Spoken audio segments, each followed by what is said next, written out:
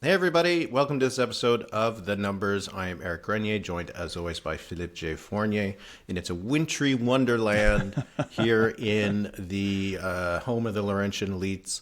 A bit of a Wait, shock. that's April. us.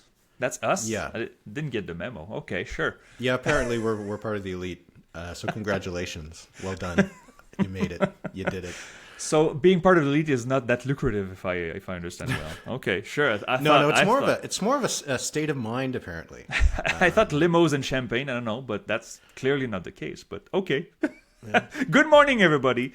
Good morning, Éric. It's good to talk to you again. We have some numbers to deconstruct and to get into, and also some by-elections that are coming. Perhaps we'll have a live stream. We'll see what we'll talk about it, right? I think we might get guilted into it, particularly as a friend of the podcast is one of the candidates. So I think we might take some offense if we didn't have a live stream.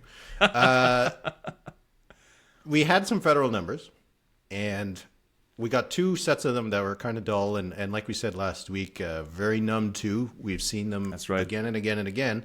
And then another set of numbers that made people, sit up, look at them, and got people talking, which means we're going to talk about it. So we had numbers from Ipsos for global news that had 41% for the Conservatives, 23% for the Liberals, 20% for the NDP. Pretty typical. Although Ipsos, the last time we heard from them, they were the ones that had that poll that had the Conservatives down quite a bit. And it was, when we were discussing whether or not the Liberals were making a comeback. And then we had numbers from Léger that had 42% for the Conservatives, 26% for the Liberals, which 26 lately, not that bad for the Liberals. Right. And 17 for the NDP, which is quite low, especially in a poll from Léger, which, usually like Abacus, like a lot of the other places, has them closer to 20. And then there was the poll from Nanos. Right. 38% for the Conservatives, 26% for the Liberals, 19% for the NDP, 10% for the Bloc. That's right. And we saw in a report on CTV that they mentioned 39% for the Bloc in Quebec, which would be one of the highest numbers we've seen for them in a while. And so, as is always the case, the attention went to the unusual poll, the 12-point gap, and not the other two boring polls that have the same numbers we've seen elsewhere. So what do we make of all of this? Well, I'll say this. The Léger poll was not boring for me because, as you said, Léger doesn't have the NDP that low. I mean, I remember we chuckled a bit when we saw Main Street with the NDP at 15, and suddenly you have the Léger with 17 for the NDP. The NDP could get squeezed. It's a scenario that's not impossible at all. I mean, that we've seen in the past. But in a polarized election, you could see the NDP get squeezed. And with 17%, they're strong in the prairies and they're strong in BC. But 15% in Ontario for the NDP, that means no gains, even with the Liberals down. But the Nanos thing. The thing is, we know, again, Nanos, for those who listen to us on a regular basis, you know how it works. They call 250 cases every week, and they add them up, and it's a 4-week rolling poll. When you see a gradual increase, it's sign of a movement, right? We see it growing. The Bloc numbers, usually at Nanos, they're in the mid-20s. And they're usually lower than everybody else. Yeah, absolutely.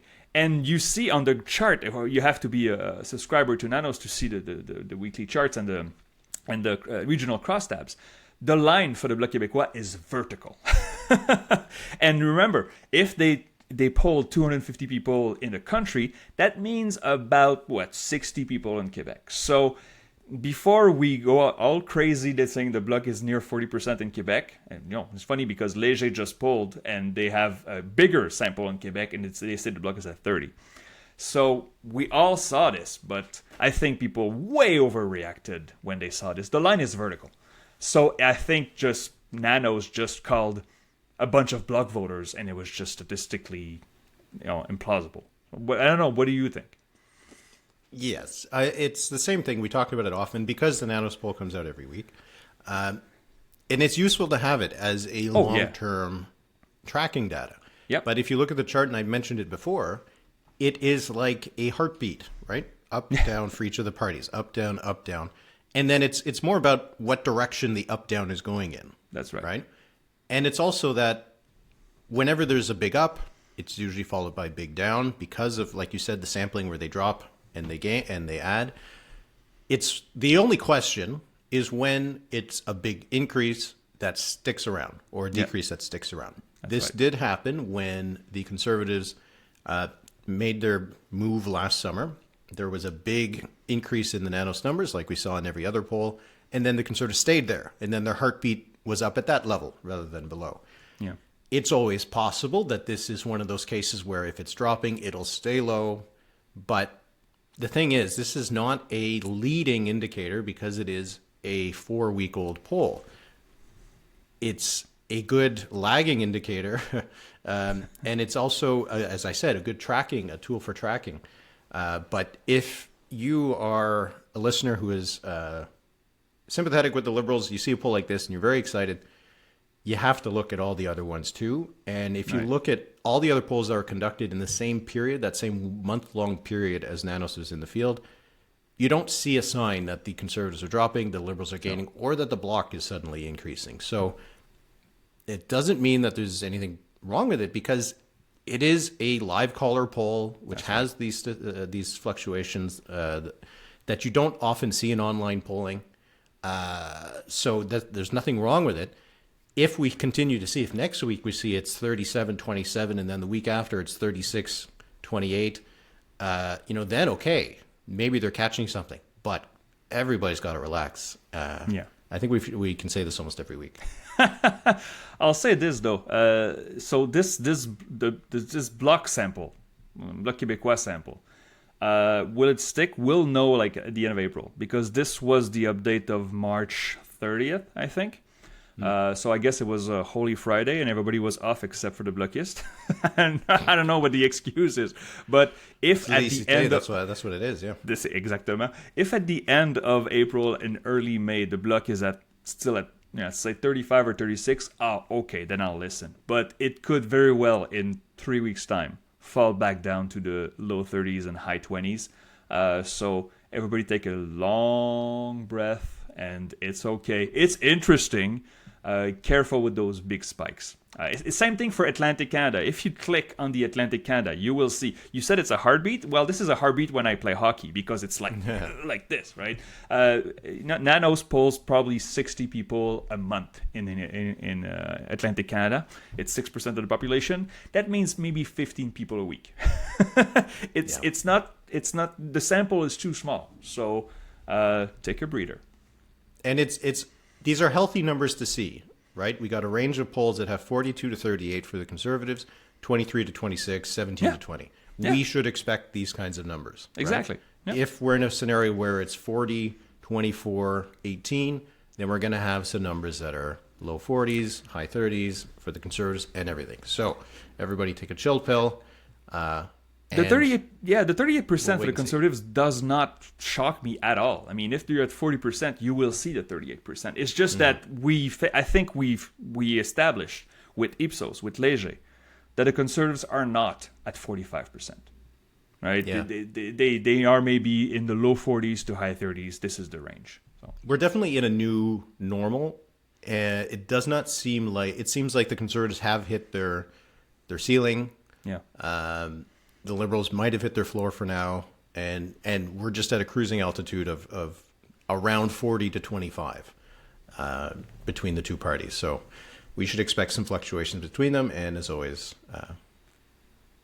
it's still fun. It's still fun. It is. Yeah. There's something else I wanted to talk about this week, which is not poll related, but it is numbers related. So the inquiry into foreign interference is taking place in Ottawa. And there was an appearance by Erin O'Toole, the former Conservative leader, who had lots of interesting things to say. But because of the work that we do, what really caught my attention was he said that when they went into election night, his party's projections, had them winning 127 seats. They ended up with 119. And he says that they lost 5 to 9 seats due to foreign interference. This is right up our alley, I think, when it comes to these numbers. I have some thoughts, so I don't know if I should just go with the thoughts if you want to give an initial reaction, because this was my topic I wanted to talk about. I have a reaction, but I really want to hear what you have to say because I don't know what it is. Éric and I don't discuss much before the podcast, and so go ahead, Éric. I want to hear you. Okay, well, the first thing first, just to get it out of the way, is that if their projections had them at 127 seats and they won 119, to me that says their projections were perfectly good.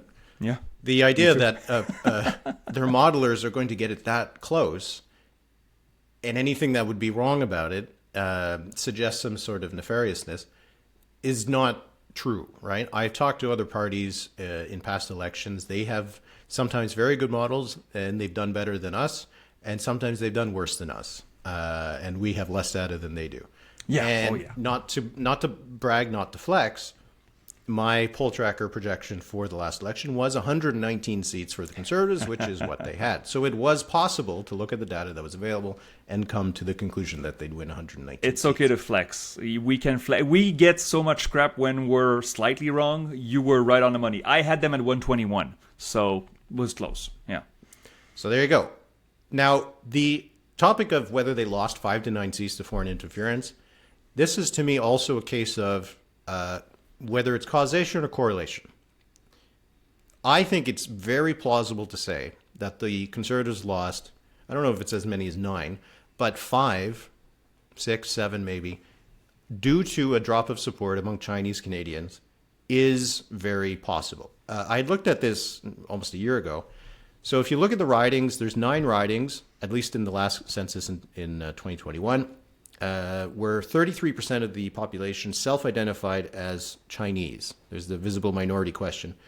Right. And if you look at those ridings, the Conservatives lost an average of 9 points compared to their 2019 results. And in the neighboring ridings, of these 9 that had less of a Chinese population, they actually gained an average of 0.1 point, right? So there is lots of evidence to point to the fact that the Conservatives lost support among Chinese Canadians in the last election, and it might have lost them a few seats. In a lot of the seats with a significant Chinese Canadian population, the margin between the Conservatives and the Liberals was still too big. Yeah. That even accounting for this movement among Chinese Canadians, had it not happened, the Conservatives probably still would have lost a lot of those seats. Whether we can say that it was foreign interference that caused this movement against the Conservatives, or that Chinese Canadians are voters like everybody else and they can make their own independent decisions, that's to me where I have some problems here. Because Erin O'Toole has highlighted the fact that, they had a position on the Uyghur genocide, they had a position on Huawei, and claimed that the government of China was opposed to the Conservative Party because of that. I have no doubt that that's true. But if your messages are about these issues, I think it's natural that a lot of Chinese Canadians might pick up a sentiment that maybe this party is just anti-China, and so I don't want to vote for them. How do you separate those two things? I don't know.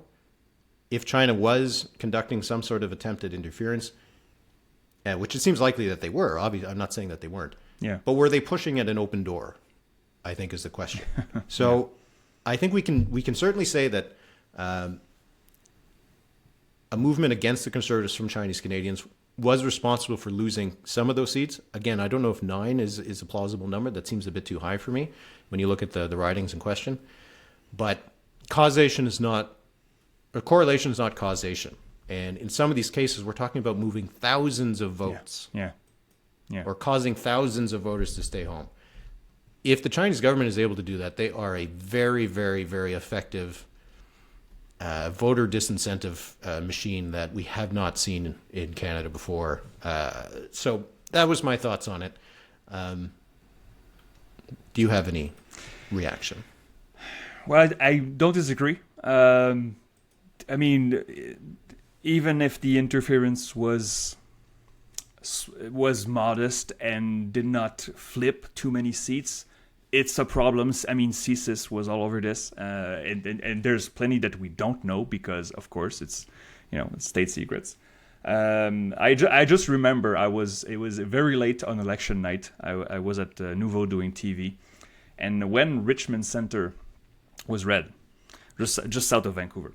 I was like, okay, well, that's just a few boxes, right? There's no way that Richmond Center is red. Actually, I remember out of the 338 ridings in 2021, I had 178 labeled safe. And I got correct 177. The only one that I missed was Richmond Center. And so it's I mean, I remember it's like, okay, how is it possible that we missed this? And of course, there were no local polling for Richmond Center because it was a safe conservative seat. What pollster would waste resources polling? I mean, it's like a Quebec poll with, let's poll Westmount to see what's going on. No, you don't do that. So I remember that there were some quirky numbers in some writings, including Richmond Center.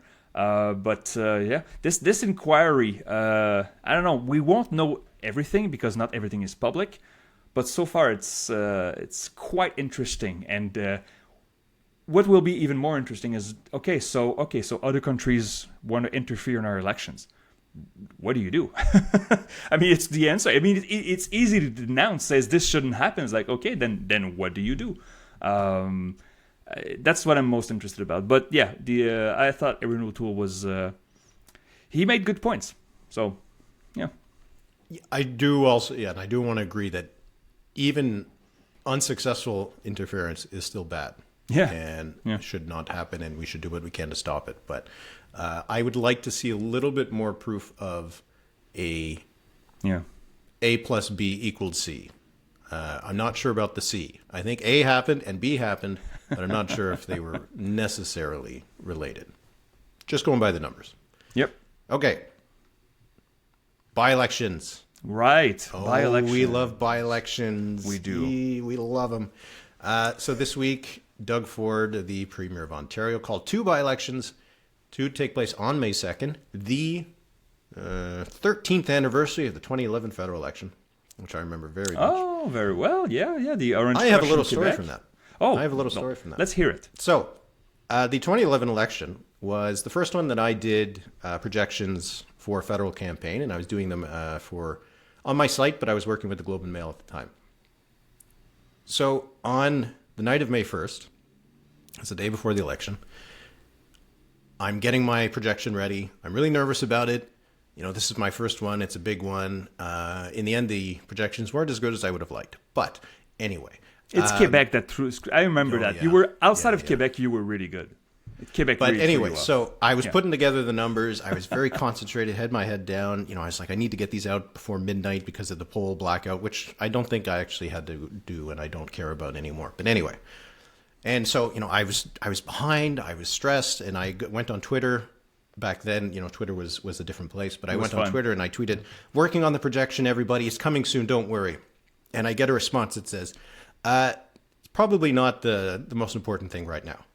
Like, people are okay. Don't worry about it." And I'm like, what's going on? That was the day that it was announced that Osama bin Laden had been killed by U.S. forces. So I'll always remember those days because of that. Anyway, that's my little story. So May 2nd, 2024 will be a by-election in Lambton, Kent, Middlesex, a riding in southwestern Ontario, and Milton in the Halton region of the Greater Toronto area. These are going to be interesting by-elections. So Lambton, Kent, Middlesex was Monty McNaughton's riding. He won it by about 40 points over the New Democrats in the last election. Milton was a much closer race. This was Parm Gill, who was going to run for the federal Conservatives, so he resigned. There was only a 4-point gap between Gill and the Ontario Liberals. That'll probably be the big focus to see what's going to happen, but no Bonnie Crombie on the ballot. Yeah. Did the internal polling of the OLP indicated that it wasn't a safe win? That they didn't want to... I mean, she could maybe have won, but that to have a new leader, an unelected leader, go into a by-election and lose, that's bad optics. It's also what happened and ended John Tory's leadership of the Ontario PCs a long time ago. I mean, Lambton, Kent, Middlesex should be an easy PC. Victory. It should be easy enough, right? Even if the numbers are closer. But the thing is, in Milton, it was only 4 points in the last election. The last election, of course, the Ontario Liberals only had 24% of the vote. Right now, they're polling higher than this on average. They're polling somewhere between the high 20s and in some polls the low 30s, but I think high 20s is the closest to the average. Is that enough to overcome? Do you have a take on Milton? I mean, do you think demographically it has changed since the? I mean, it's too recent, right? What do you see in Milton? It does seem like the riding has been becoming more liberal friendly. You know, this used to be Lisa Rait's riding, right. And it has become increasingly uncompetitive. It's going to be competitive in the next election just because of how much the federal Conservatives have increased their support. But it's not a slam dunk for the PCs. But the reason that I think Crombie probably didn't win was that it wasn't a certainty that she would win. Yeah, right? Yeah. There was a very good chance that because she would have a lot of kind of name recognition, this kind of stuff, she could easily win it with 5 or 6 points. But you could also see where she comes up just short. And even if she won by a single point, I'm not sure if the narrative would be terrific there. A win is a win. Okay. In a by-election and a new leader, I think they would take the win if they could, okay. But they couldn't see it. I mean, what's interesting also in Milton, you look at the results of the past election in June 22. Mm-hmm. The NDP at 10%, not competitive. The Greens at 4%, not competitive. The New Blue at 4%, not competitive. What happens now? I mean, we know in by-elections sometimes small parties get squeezed, and we saw that the federal NDP is just doing so badly in by-elections, including some in Ontario. Does that translate to the Ontario NDP? Will they be able to get to double digits if it really is a race between Liberals and the PCs? I don't know, but I think. I mean, it's not going to change the government. The PCs have a majority, and the Liberals have, how many do they have now? 9? They're 8 or 9, I think. Yeah. If they get to 10, I mean, they could say, we're double-digit seats, maybe. Or they could say, well, we're the only party that is picking up new seats since the election. I think the narrative here is interesting. Well, I'm sorry, Greens. That's true. They did. Mm-hmm. They absolutely did. I apologize. Any of the main parties. Burn. Oh, come on. We did see some polling that was done by Liaison Strategies. Riding polling is always very hit and miss. In Milton, it had a tie between the PCs and the Liberals, which, as you said, if you're looking just at the provincial swing, that would make sense, right? Plausible. Because the Conservatives are down a little bit, the Liberals are up a little bit. They had a much closer race in Lambton, only 13-point lead for the PCs, which, if true, I don't know what's happening there. So that doesn't seem likely to me. But we should expect Milton to be a tight race. Now, the PCs have a good candidate because he's a local councillor, Z Hamid. So that might help, especially over the course of the campaign, rather than just polling right now when he's only been named a couple weeks ago, I think. But yeah, I think Milton will be a big test because if the PCs lose that, then they have to really wonder how much appeal are the Crombie Liberals going to have in the GTA, particularly the Western GTA, right? That's Mississauga, right. Brampton, Halton. That could be dangerous for them because a lot of those seats were pretty close last time, especially in Mississauga.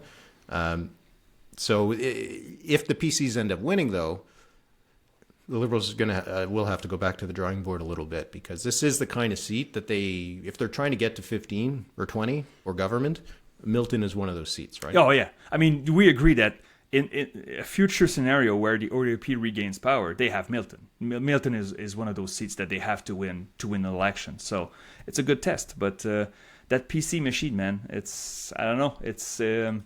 It's a well-oiled machine. There's nothing. I mean, they lost the Canada by-election. Yeah, but there was a context there with the former federal MP showing up for the Liberals. So I know we'll follow as the month goes along, and we'll discuss whether our members and listeners want a live stream. I kind of think that they will, but we'll probably see. will. But if Why they you don't, tell us? Let us know. Leave a comment. Leave a send a smoke signal. Let us know. Should we do a live stream on May 2nd? All right. Okay, we got a few questions. We're going to do 3. We got one from Sylvan Librarian on the Discord. Now, our members of our Patreon get to ask us the questions on Patreon on the Discord. So if you want to be able to get your question into the mailbag, you can join at thenumberspod.ca. So he says, or asks, is it good politics for the feds to cozy up towards municipalities while sidelining and perhaps actively going against the provinces, regardless of jurisdiction? So this is the recent housing announcements, the renters' Bill of Rights that the Liberals have proposed, and I think that Justin Trudeau has even recently said that if provinces aren't willing to do this, then they're just going to go right to the municipalities and doing it. What do you think about this stuff, about the jurisdictional battles? Oh God. Well, isn't it just typically Canadian to talk about jurisdictions? I mean, I know it's important. I don't want to dismiss the importance of respecting your own jurisdictions, but for housing or for the meals for kids that the Liberals announced last week, at the end, I think most voters don't care where the service or money is coming from. They want the services, especially when you're talking about increasing, housing, which has been the hot topic since the last election, and feeding hungry kids. But it is a matter that, okay, is this just an announcement that's going to be empty because all the province is going to say, oh, we want the money without conditions, but we don't want the program. I don't think it's a secret that the provinces and this federal government have not seen eye to eye on several things. I mean, every time Trudeau says something, you have Legault on the hot button says, we want money without conditions, and we don't want any of it. I don't think voters care too much, but partisans care. So we'll see. I think it's a good move politically. It's a bit cynical, but for Trudeau says, I'll go see the mayors. Because you know what? The mayors will go like, yeah, I'd like that. I'd like the money and I'd like the projects. So it's a good way to maybe try to show to the premiers, this matters a lot. Look at polling. People want this. And if all is important to you is mettre des bâtons dans les roues, like trying to hinder my efforts to build housing for partisan purposes, I'm going to go see the mayors, and the mayors will be happy. So, municipalities are chronically underfunded, and mayors tend to be apolitical in a way, right? They usually don't choose partisan sides. So many of them. That's why you can see Andrew Horvath, the former NDP mayor, NDP leader in Ontario, on a stage with Doug Ford, and they're best of friends, right? Because I think it is a good move politically, and if it does deliver things, I think that voters won't be upset about the jurisdictional boundaries. The question is whether anybody's going to care enough to change their vote over it. I think if you're someone in Alberta, Saskatchewan who has a bad view of the Prime Minister, you won't complain that that these programs are going to be there, but you're not going to give credit for it or care. You're going to just take the services, but not swing your vote over it. So, but it's you can do it a year before an election. Why not, right? I don't think Justin Trudeau minds if he has to start fighting with premiers that might be less popular than him in some cases, and there's not many of them, but also might be less popular in certain regions, right? Like a Daniel Smith, probably not as popular in Toronto. Just a guess. Hang on, though. You just pushed on something here. Which premiers are currently less popular than a prime minister? Oh, I wrote about this week. Yeah, what a coincidence. Go on therid.ca. It's pretty good. Isn't it Legault, Higgs, and that's it? It is, yeah. Those are the two that have the lower approval rating in the Angus Reid poll. Yeah. Ford was about the same as Trudeau. Yeah. But yeah, the rest of them are quite a bit more popular than Trudeau. But there's not a lot. But I mean we talk a lot about New Brunswick, the election coming up. Puts it into context that Blaine Higgs is less popular than Justin Trudeau in New Brunswick. Yeah. Which shows, we talk about Justin Trudeau being almost no hope that they can get reelected. Somehow the PCs are not quite yet considered to be a dead party walking. Oh no. Mr. Sull on the Discord, I think this is an interesting one. How well do seat prediction models based on region-specific poll swings usually do in Atlantic Canada and especially Newfoundland? He says the region is diverse. He says that my feeling always was that Newfoundland and Labrador had a radically different political culture than Nova Scotia or other places. So he says, how much should we trust Newfoundland and Labrador seat predictions based on polls for the entire Atlantic region today? What do you think about that? Well, I have an answer. He's right that they're completely different places. And we lump them together for just polling purposes. Pollsters don't have the resources to poll them individually to have a reasonable sample. So that's why the thing is, in the 19 and 21 elections, the two federal elections that I covered, in the 19 elections in Atlantic Canada, I had 32 out of 32. And in 21, I think I missed one. They follow the regional swing, but in those two elections, however, to be fair, the Liberals really dominated, right? Mm-hmm. So it's much easier to project when you have one party that dominates. Now, in Atlantic Canada, we have a huge swing right now in favor of the Conservatives. We know that swing will not be uniform. It will be higher in some places and lower in some places. And this is the thing we do not know. So I think in a normal election where you have one party that dominates, historically the Liberals always do very well in Atlantic Canada. I think it's easier and you can take the regional swing. The next election, if the election was this month with the numbers that we have, I will not be confident that I would get like a good score like 28 out of 32 because we could miss some hyper local effects. But it's a good point that Mr. Sull. Thanks for your question. It's a really good point. It's going to be hard.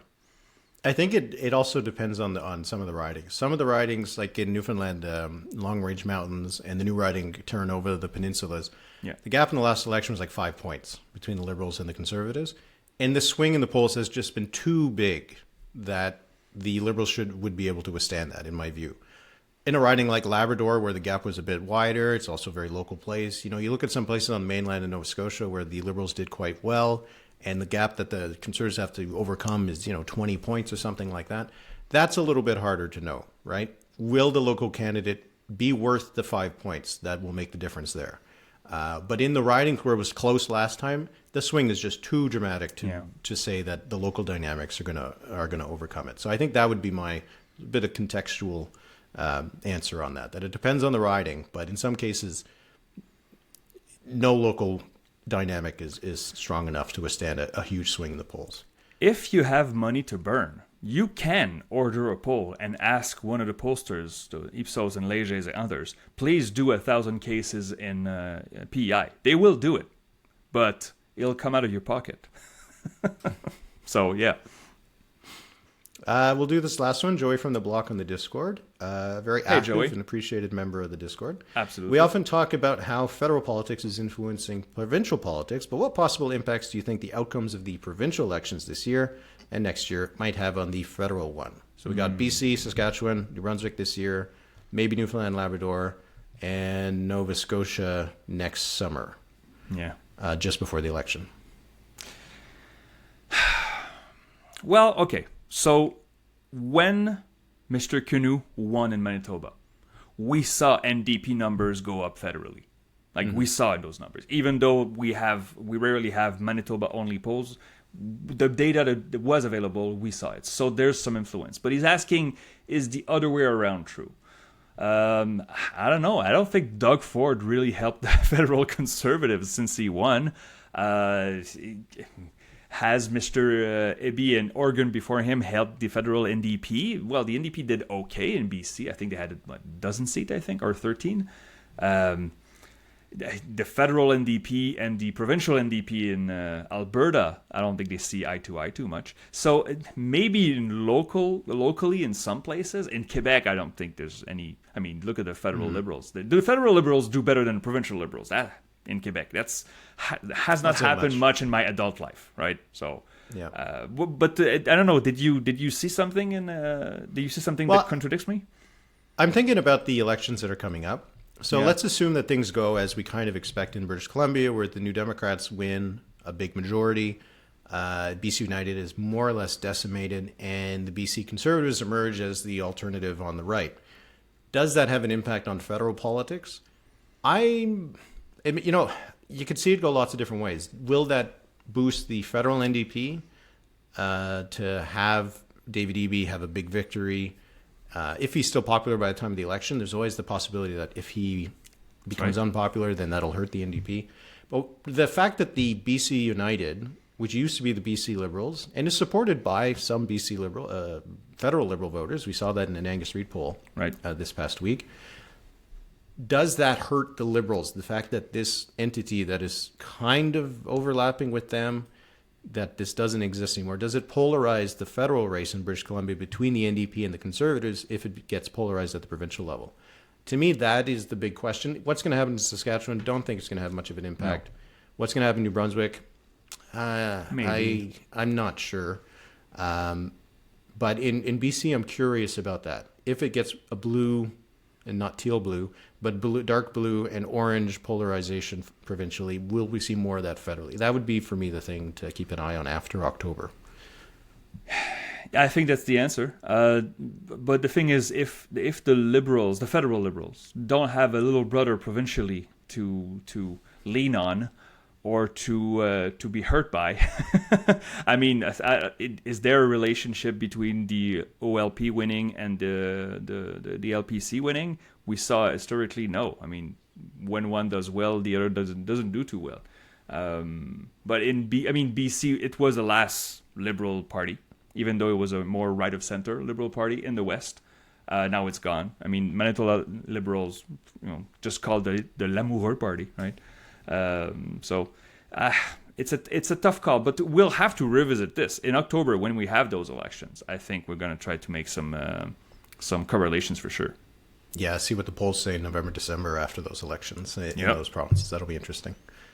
Okay, you have a new quiz. A new quiz, okay. Which I'm curious about. So last week on the Patrons Only episode, I did a quiz on leadership endorsements. Don't remember. And in retrospect, it was a tough one. For some reason, I thought it wasn't that tough. But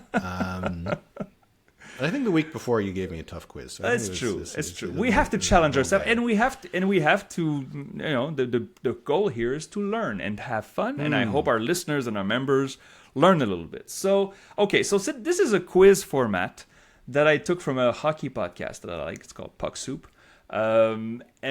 Basically, okay, so how it goes is I have 6 political figures in Canada here on my spreadsheet. I will give Éric just a general theme of that person. And then I will ask Éric, how many clues do you want? And there's a maximum of 10 clues. So let's say he says, I want 3 clues. I give him 3 clues. Then he has 8 points left. And so he can guess who the right person is until he runs out of points. It seems complicated, but it really isn't. The twist here is that the clues are all normalized for everybody. So here are the clues. Number 1 is year of birth. Number 2 is place of birth or where the person grew up. Then it's degree and alma mater. Is it federal or provincial? First writing 1. First political party, and I should mention with whom he or she won. Then an anecdote or a fun fact. Some cabinet post, if any. And the last clue is the highest post this person occupied. So these are the ranked clues. If Éric says, give me 5 clues, I give him the first 5. The year of birth, the place of birth, alma mater, federal, provincial, and first writing 1. And he has to guess who it is. And it could go very badly, or it could be too easy for Éric. We do not know because we haven't tried it. And of course, we'd like our listeners to play along, to try to guess who the person is, and maybe you can beat Éric.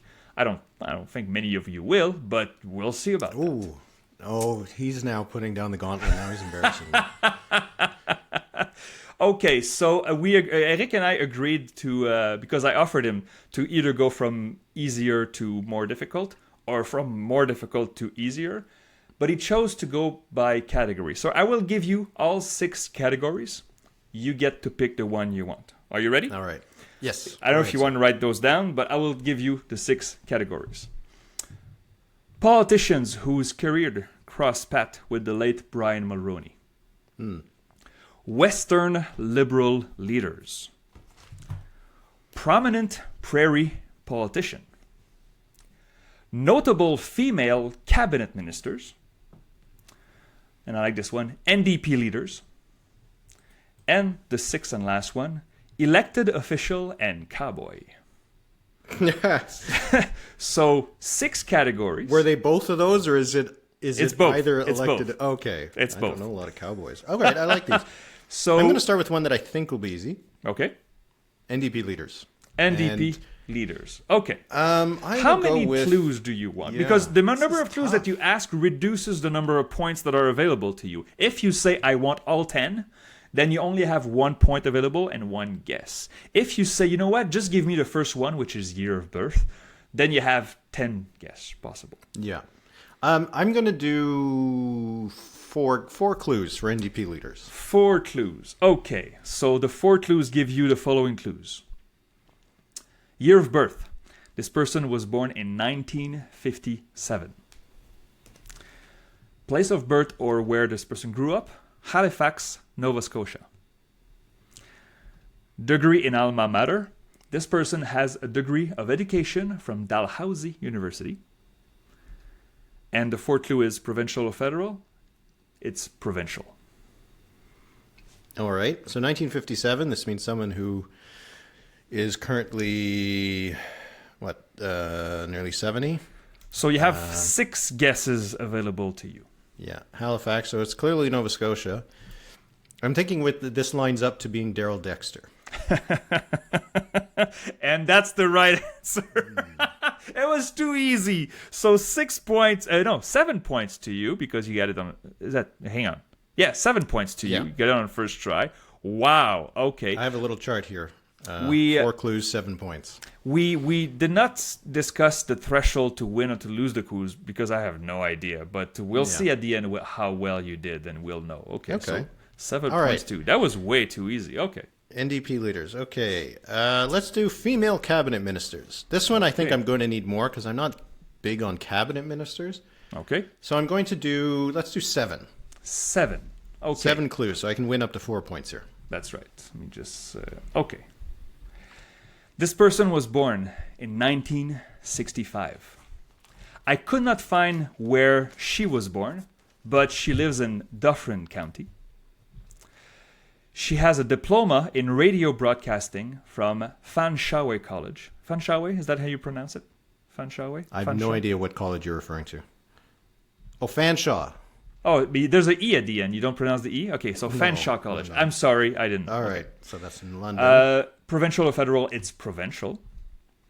The first riding she won, it's Dufferin Caledon.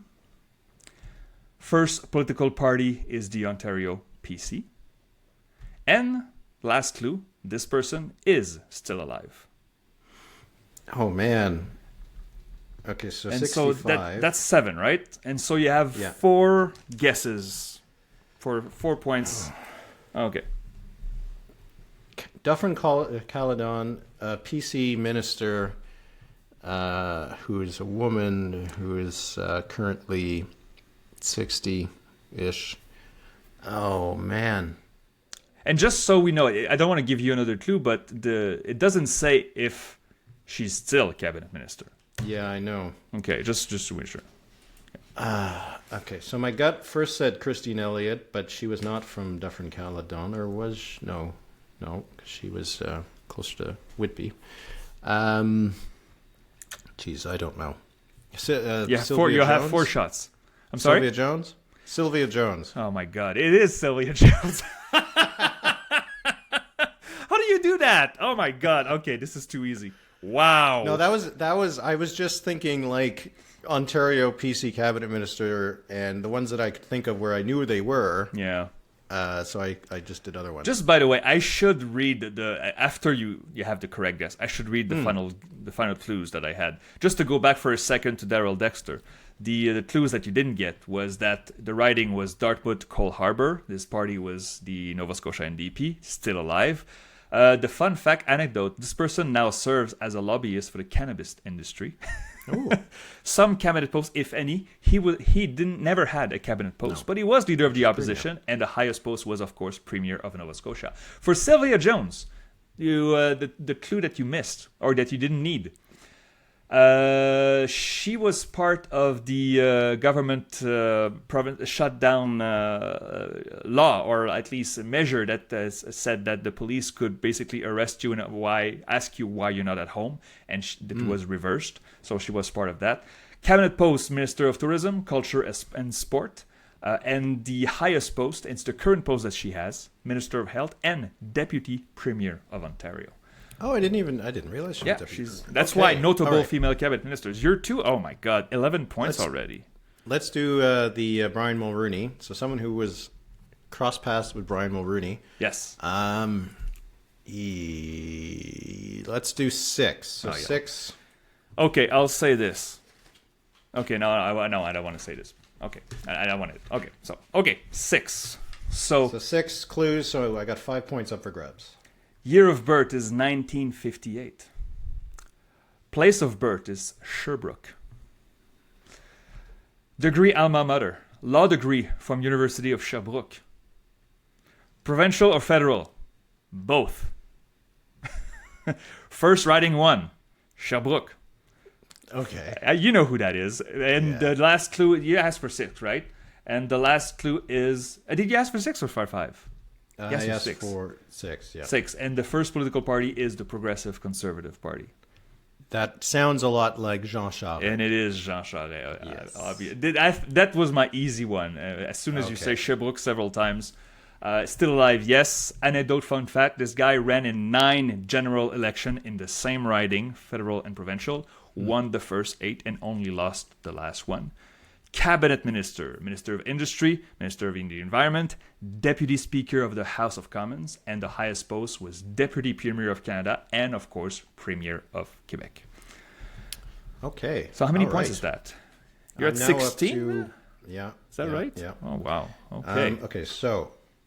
what you have left are Western Liberal leaders, prominent prairie politician, and an elected official and cowboy. Okay, these are all very Western focused, but I'm gonna keep the Cowboys to the end. Let's do Western Liberals. Okay. And for this one, I'm going to need.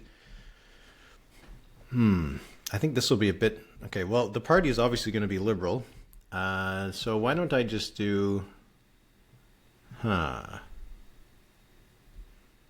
Give me a tough one. I'm going to do 3. 3 clues, 8 points. By the way, you're doing very well. I mean, I thought I would squeeze you with this. Okay. Only 3 clues for this one. You're going all in. All right. I'm going to challenge. This person was born in 1965. Born in Burnaby, BC.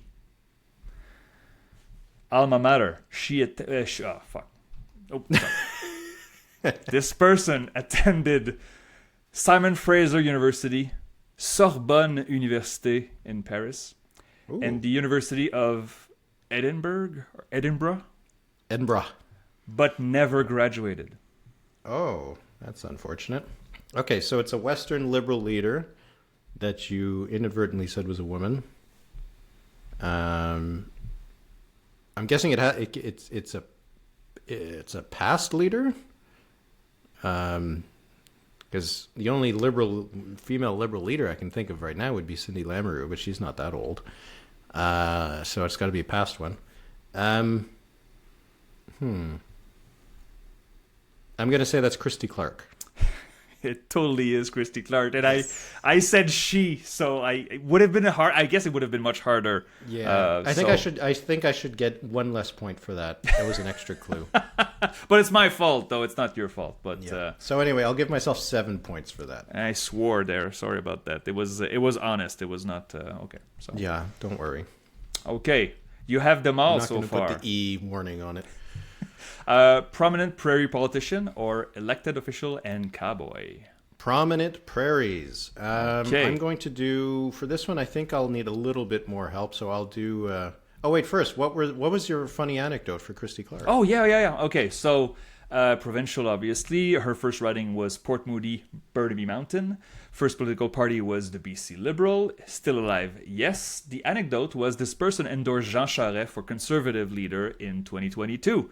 Ooh. She occupied Minister of Family, Minister of Education. She was Deputy Premier. And, of course, the highest post was Premier of British Columbia. And also, if you think about the 2017 BC election, and you open a door to the parallel universe. Just imagine the BC Liberals won that one seat that they miss. Instead of having 43, they had 44. John Horgan doesn't become premier. Christy Clark remains premier. Are the BC Liberals / United in the mess they are if they had won just that one additional seat? Well, we'll see. Well, anyway, fun to think about. Okay, so let's. We got prominent prairies. I will do. I would like to know at least what party they're in. So I'm going to say I need 6 clues, which gives me 5 points. Okay. Just to reiterate, when I say first political party, it's the first political party you were elected. Right. Okay. So year of birth is 1895. Ooh. Okay. Place of birth is Neustadt, Ontario. Degree in alma mater. This person has a BA and an MA from the University of Saskatchewan. Was in federal politics. The first riding one was Lake Centre in Saskatchewan.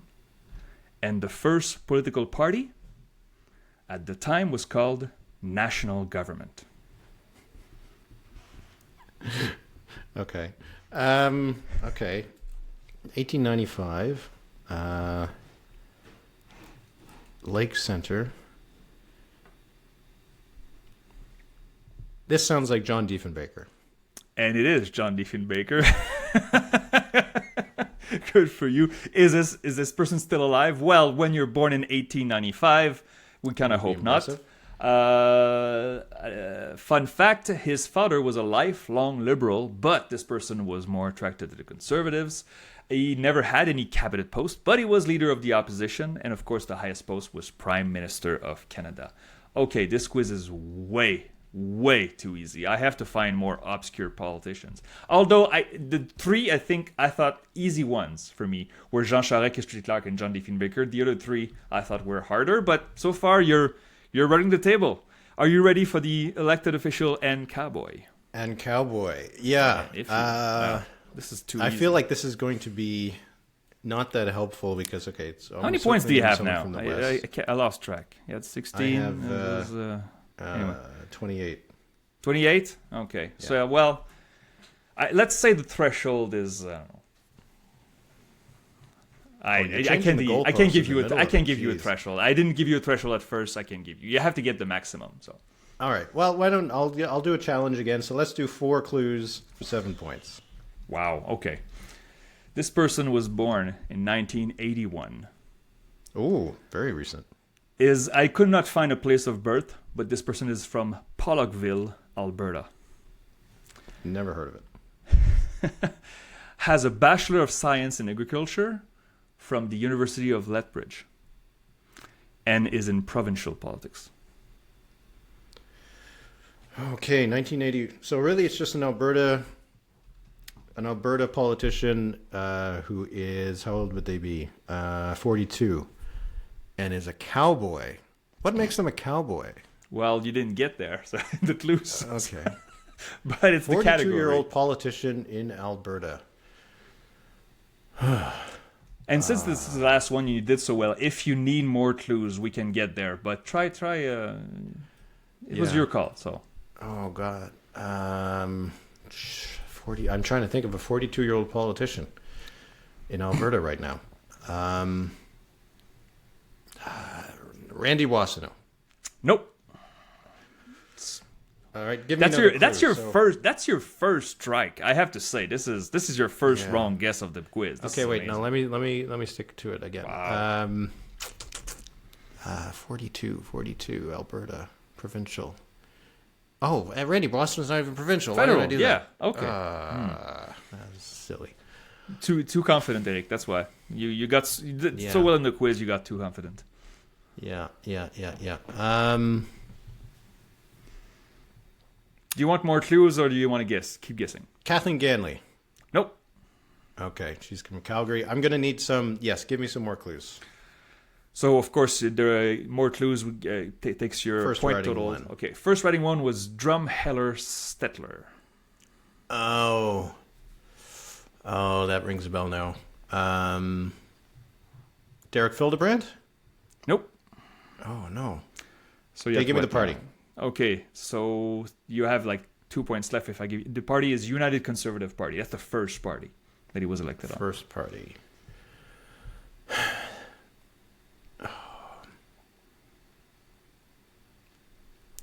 I don't know. I can't think of it. The next clues aren't going to do it. So I need to... Let me just see if I can guess, and then I'm going to have to give up. Hang on, though. So I gave you so far 6 clues, and you had 2 wrong guesses. So you're at 3 points. Is that correct? Yeah. Or 2 points, I guess. 2 points. Yeah. I really can't think of anybody else. I'm blanking. Okay. So why don't you? So I'm gonna give myself run a down zero the for clues. this Yeah. and finish down the clues, and then we'll see if I got it. Is this person still alive? Yes. That's good news. Anecdote fun fact. This person was the Canadian Intercollegiate Rodeo Association Saddle Bronc champion in 02 and 04. Oh, That's the cowboy part. I see. That's Not pretty big on my impressive, rodeo though. I winners. mean, rodeo scares the hell out of Yeah. me, but, Not taking any away from that. Cabinet post, if any. This person was Associate Minister of Rural Economic Development. He was Minister of Agriculture, Forestry, and that's it. And the highest post. Do I give you all the clues? The highest post. President of Treasury Board and Minister of Finance. Oh man, I can't think of who the finance minister is. No, I don't know. Well, we lost. Nixon. You just pissed off our Alberta listeners. Yeah, I know. Is it Nixon? No, it's not. The right answer was Nate Horner. Oh, Elected official and cowboy. And I don't say cowboy as an insult. The opposite. The guy won rodeo contest. So I think it's champion. impressive. Yeah, he is. he's a winner. So you had 5 out of 6, and you had 28 points. This is way higher than I thought you'd get. I'm glad I didn't put a threshold because you would have broken it. Yeah. Congratulations, Eric. Did well again. Thank you. Oh, I like that. That was good. I'm not good on. I'm not even sure how many finance ministers I can name across the country right now. Well, we don't hear we hear them about them like twice a year or something. It's not easy. Yeah. So. We're not big on policy. No, we're all about the numbers. My friend, do you have a number of the week for us? Yeah, my number, it's not a particularly significant one. I just thought it was an interesting one. It's 2. It's 2 points. This was Jagmeet Singh's lead over Pierre Poilievre on preferred prime minister in British Columbia in the Léger poll that was up this past week. I thought that was kind of notable. It might just be a bit of a fluke of the poll, but to see that Singh, who was beating Trudeau on preferred premier throughout Western Canada, was also 2 points up on Pierre Poilievre in BC. I think that is interesting. And it suggests there might be some weakness to the Conservative numbers in British Columbia, which have been very strong, but maybe they're built on a little bit of a pile of sand. So we'll see. My number of the week, well, I'll stick with your team, with the NDP. My number of the week is 6. Léger asked in its poll, in your opinion, who will win the next federal election? And 6% of respondents said the NDP. And I would like to have a chat with those people. Obviously, hope springs Optimistic. eternal. All right, you have to believe in your team. But okay, it's not that much. You will say it's 6%. I mean, 2% believe it's Maxime Bernier who's going to win the election. So take that. I think most for of what you them will. are in our YouTube comments. But to complete, so 44% say it's Pierre Poilievre and the Conservatives. Only 18% believe the Liberals will win the next election. So interesting. And if you break it down by party, 48% of Liberal voters, and that's current Liberal voters, believe the Liberals will win. So that's only half. Half of current Liberal voters don't think that the Liberals will win. I thought it was interesting. So. It is always interesting to see how much of the conversation that is happening, like the one that we're having right now, filters out to voters in the country. All right, so that'll be this episode for the numbers. We both have to go out and shovel, although I think we can just wait for it all to melt in a day or two. I'll just stay home and won't do anything. So I'll work on my computer. That's it. So if you would like to get access to these episodes early, we put them out on Thursday for our Patreon members. And if you would like to also get to participate in the mailbag, the Discord, and get our bonus episodes, we do a bonus episode every second week. You can join at thenumberspod.ca. And we would appreciate if you do. And if you don't, but you're watching us, listening to us now, we appreciate that. And if you're already a member, we thank you very much. So, Philippe, I hope you have a good week. We'll speak again another week, and we'll see what other exciting numbers are released over the next 7 days. Merci beaucoup, Éric. Talk to you soon. Thank you, everybody. Thank you for your support.